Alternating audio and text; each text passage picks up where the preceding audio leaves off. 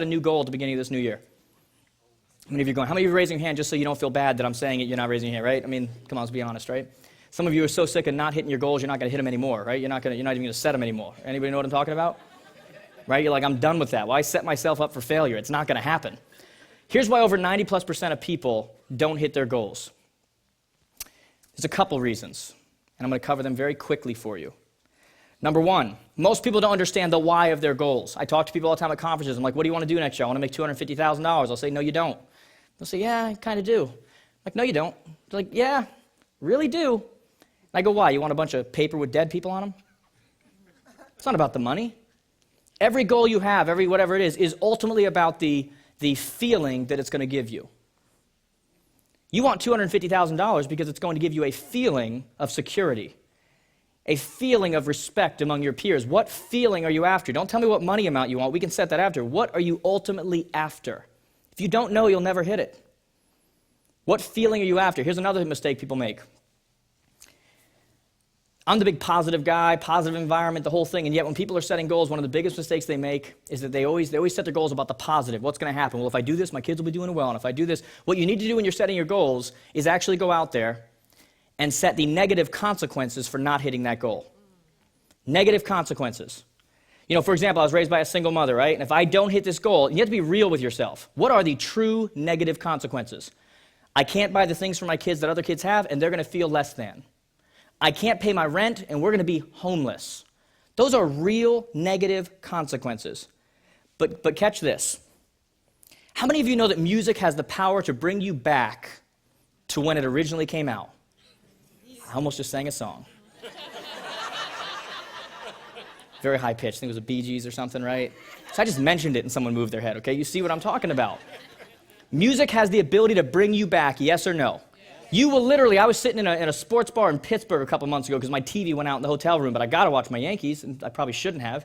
And so I go down there, and all of a sudden, Poison comes on. I'm not talking about Poison, the 80s rock band. I'm talking Poison.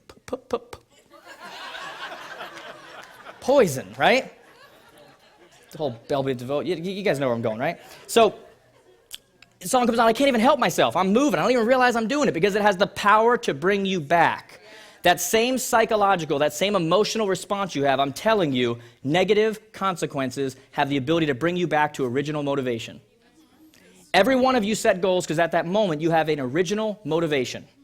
You're like, I'm going to do it. I feel motivated because we're going to do this, we're going to do that, and you feel motivation at that moment.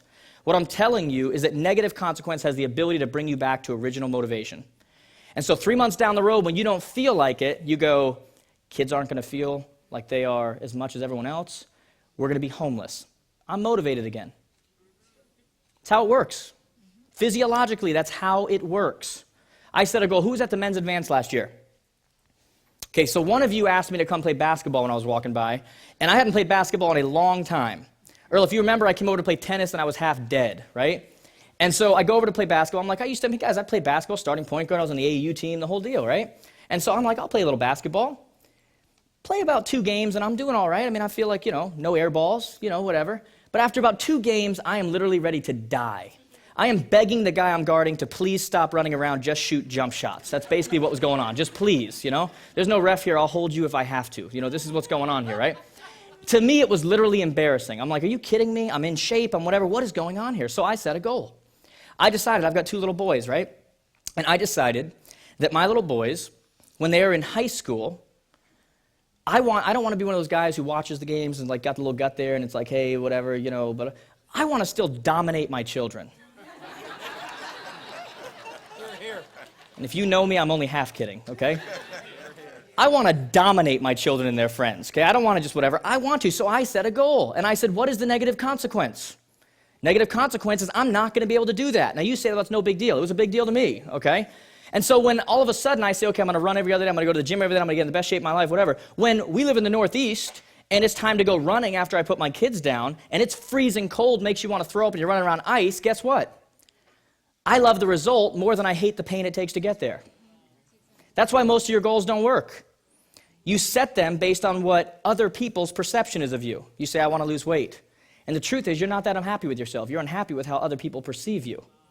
You get into situations and you go, They're not looking at me the right way. I'm in a wedding party and I feel like someone looks better than me. I feel like whatever. And so that's why you go to the gym and you're like, I'm going to make this work now. I'm going to make them feel better about me. And then 3 weeks down the road, when you're sitting down in your sweats, eating nachos, watching TV, and you're supposed to go to the gym, you're going, I didn't really want it that bad. So you better figure out what your why is, not what someone else's perception of your why is, because you have to want the result more than you hate the pain it takes to get there.